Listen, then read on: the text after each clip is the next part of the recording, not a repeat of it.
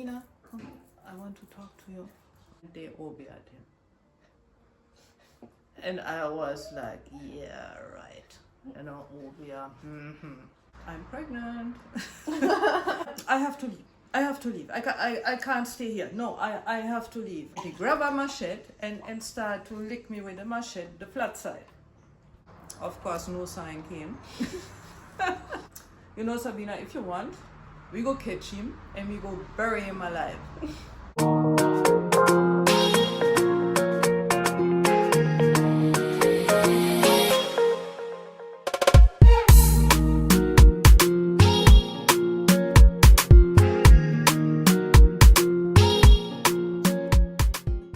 Hey my lovelies, I just wanted to come on here and say I'm seeing your messages that you want longer story times, and we are definitely going to work on that, but this is a pre-recorded video because I'm still overseas, so please bear with us.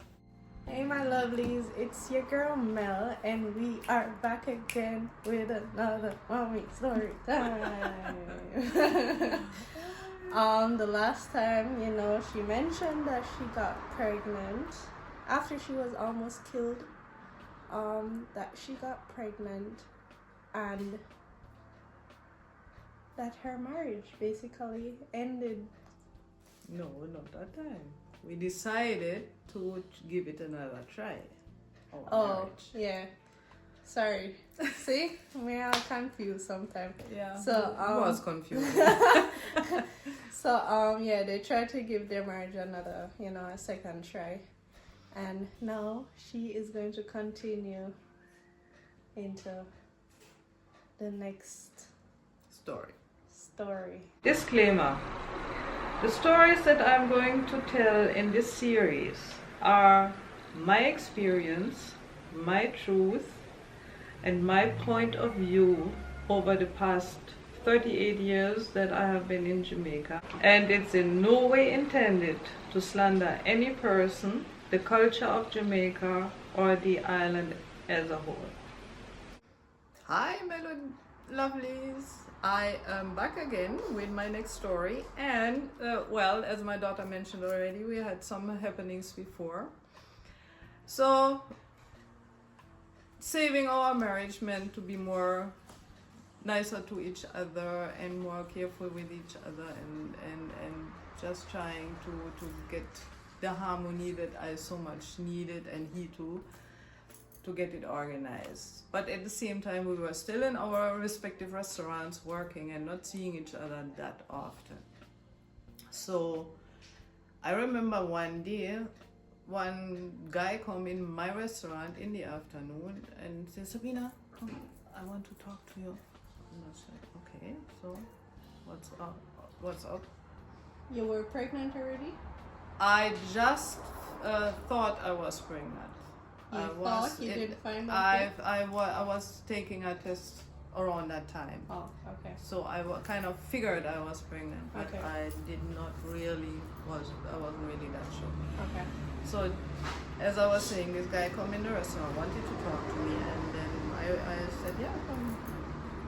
I had some time at the time. So he looked at me and said, Sabina, I think you're a very nice lady, and I have to tell you something that will affect your life, and I personally don't think you deserve that, and that's the reason why I let you know.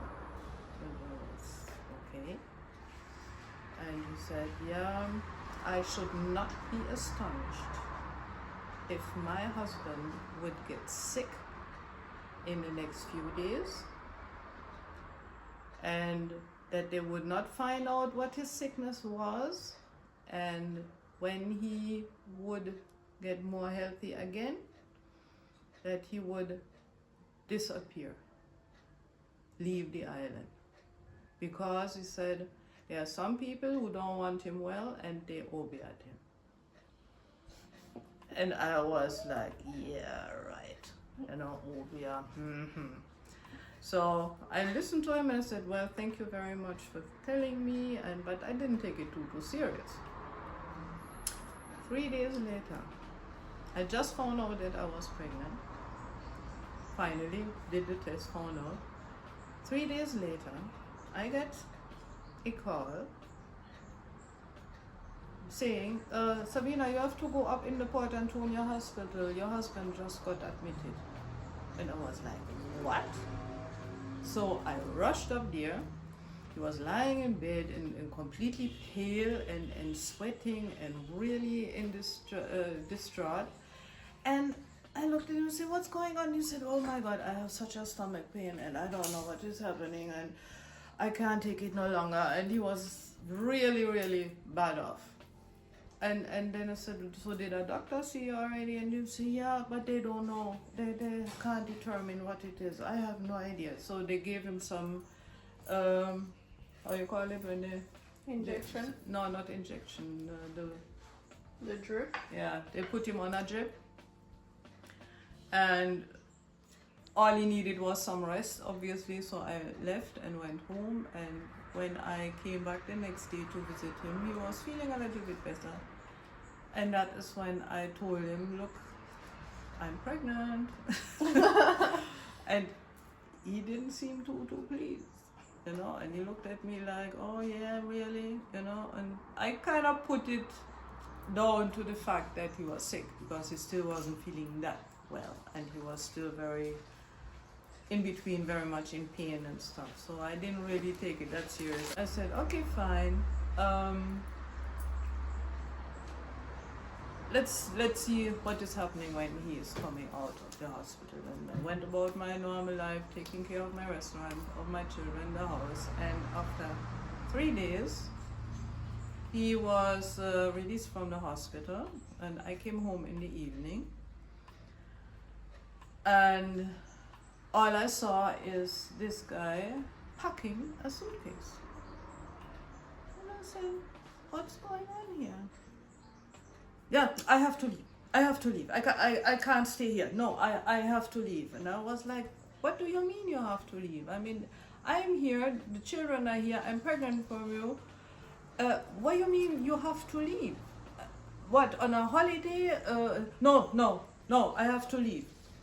So a little argument ensued, of course, because I couldn't understand, and I was like shocked and everything, and he got so upset then with me because I just didn't take it that way, that he grabbed a machete and started to lick me with the machete, the flat side.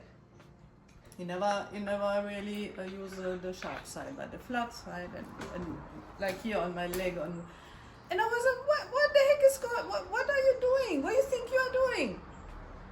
And he said, I have to leave. So I finally I was so shocked I didn't even know what to do. So I kind of sat down and watched him finish packing and leave the house. And that was basically the last thing I saw of him for 10 years. More than 10 years. He disappeared out of our lives, just like that. And you didn't know where he went? No idea. What I heard a little after that, he went abroad. That he went back to New York or New Jersey or whatever. I don't know where he went immediately, no idea. And as I was saying, that's the last thing I saw of him for over 10 years. So I found myself in that house now, alone, with my 2 children, still having my business, so I could at least afford to pay electricity and whatever else needed. Pregnant. And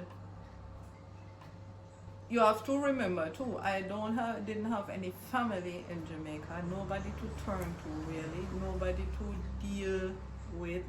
At that time I had a few friends, but not friends that you could really rely on. Mm-hmm. And that was really hard. So I started to wander around in the house at night. I remember vividly, I think it was even a full moon night too.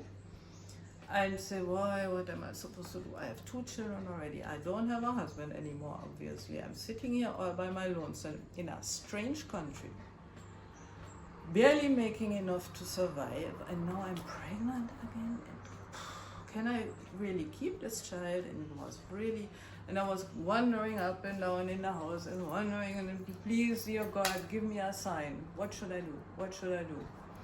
Of course, no sign came. I wish I could tell you there was a sign, but there was none.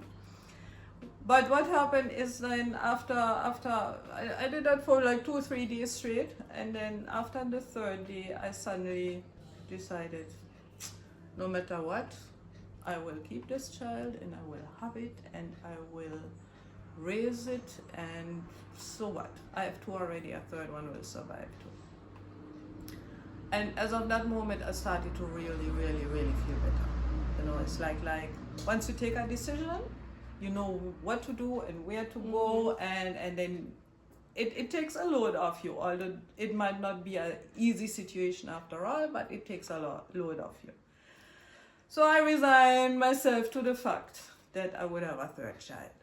Still doing my business, still running everything, and one night I woke up in the middle of the night.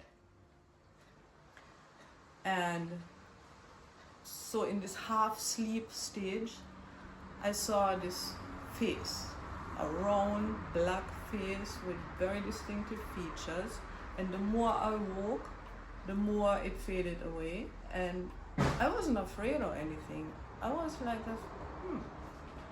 I wonder if that is Ashley's father.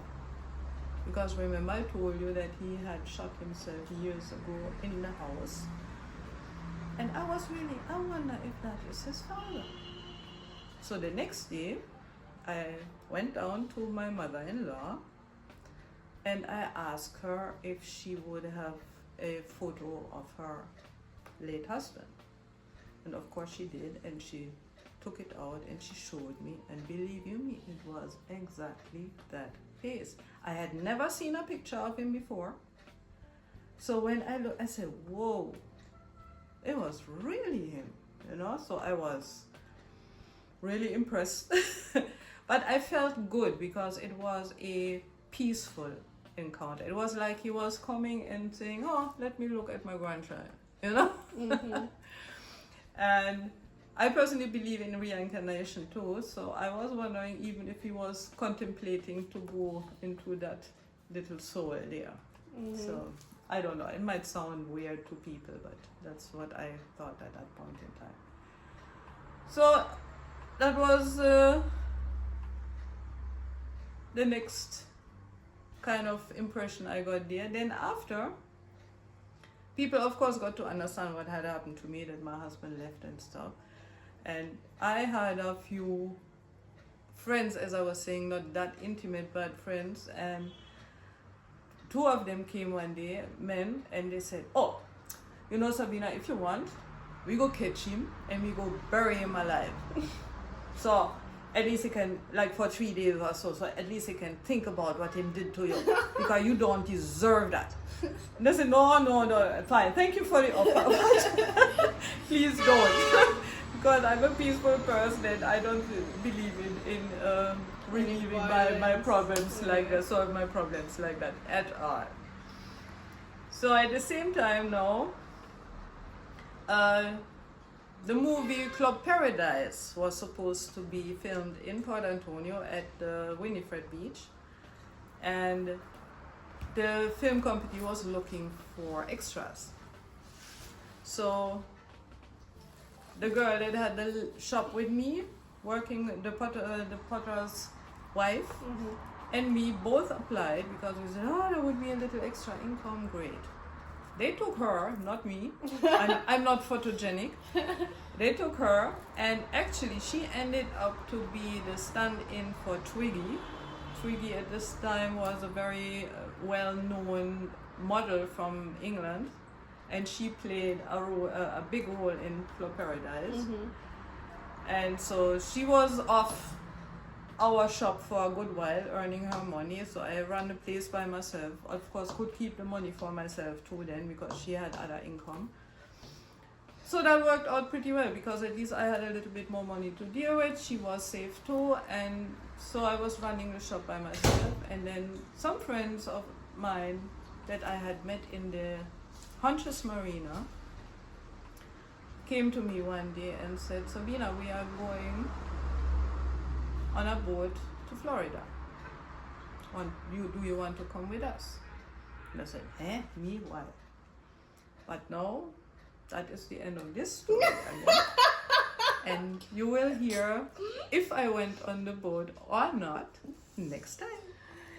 Hey, really, I deal with it harsh enough. I'm sorry for you sometimes, I swear. Because, funnily enough, even my brother's wife, so my sister-in-law, she's telling my brother, tell me what happened next, tell me what happened next. And she called mommy the other day as well. And she's like, can you tell me what happened next? His mommy's like, no, you have to go wait for the episode. So not even family members are getting their story. Everybody's getting the story at the same time. So none of you know we're here. But anyways, guys, thank you guys so much for watching. Again. And thanks for all your so positive comments. I am feedback. In awe because I never thought that anything like that would ever happen. So thank you. Well, I didn't know, so Fear Life is a movie basically. Cause some story when me hear, I'm like, huh? What? How you survive that? But yeah, thank you guys so much for watching, and we appreciate all the positive feedbacks, and we're glad that you're enjoying it as much as you are. And as long as we can, we will keep this going. At some point she's gonna run out of stories still, but that is going to be not for now. No, and we might have like at least 1 year worth of footage coming your way. So no, we're going to be a family for the next year, yeah? Alright guys, see you in the next video. Bye.